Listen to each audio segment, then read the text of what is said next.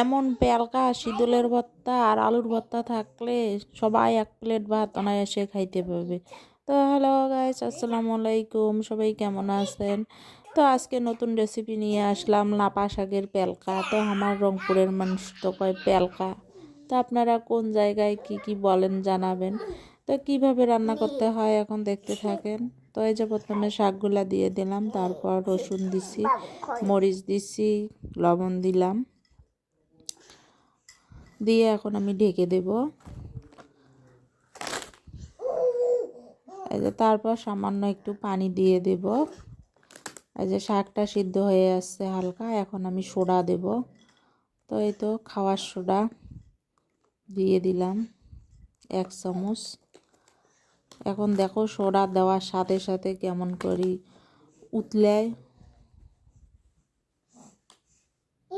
এই দেখো।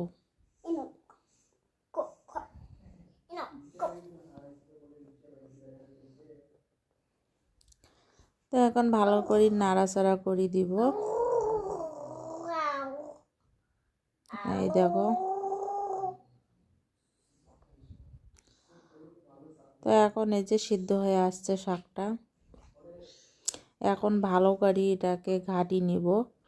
এই তো এখন ঘুটনি দিয়ে ভালো করে ঘাটতেছি, মার ঘাটা। এই দেখেন, এইভাবে ঘাটি নেবেন।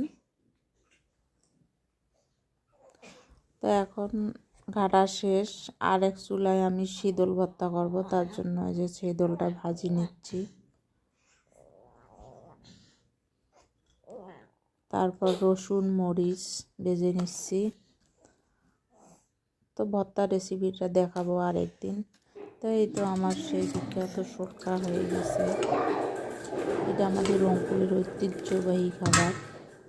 তো এই তো শীতলের ভর্তা, আলুর ভর্তা, পেলকা,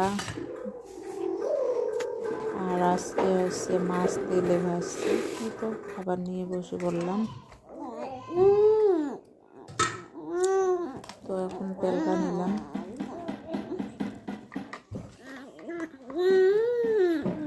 সেই খাবার মজা হয়েছে, পেলকাটার অনেক স্বাদ হয়েছে, ভর্তাগুলোরও।